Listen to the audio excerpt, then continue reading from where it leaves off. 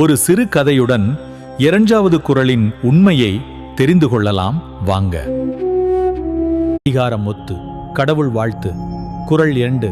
கற்றதனால் ஆய பயனென்கொள் வாலறிவன் நற்றாள் தொழார் எனின். இந்த முறையும் முதலிடம் பெற்றது மீனா. அனைவரும் கைதட்டுங்கள். அவளின் கடின உழைப்பிற்கு கிடைத்த வெற்றி இது.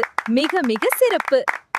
அம்மா அம்மா, நான் கிளாஸ்ல ஃபர்ஸ்ட் வந்துட்டேன். அப்படியா? என் குழந்தை ரொம்ப நன்றாக படிச்சிருக்கே. எனக்கு யாருடைய உதவியும் தேவையில்லை. நான் புத்திசாலி. அருமை மகளே, ஒரு விஷயம் கேட்கலாமா? என்ன அம்மா?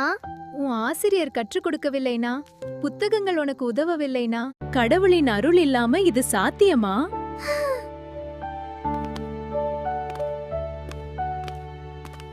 இந்த மரத்தை பார் மீனா. சிறியதாக இருந்தபோது அதன் வேர் மண்ணை ஆழமாக பிடித்தது. அதனால் காற்று பலமாக அடித்தாலும் அது விழாது. ஆனால் வேர் ஆழமின்றி மேலே மட்டும் வளர்ந்த மரம் பெரிதாக இருந்தாலும் ஒரு பலமான காற்றுல கூட கீழே விழும்.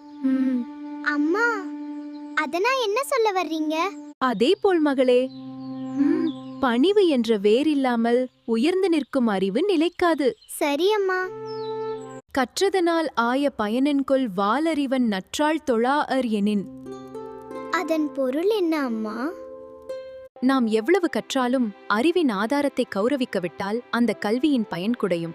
பணிவும் நன்றியுணர்வும் தான் அறிவை முழுமையாக்கும். அம்மா, நீங்க சொன்னது சரிதா.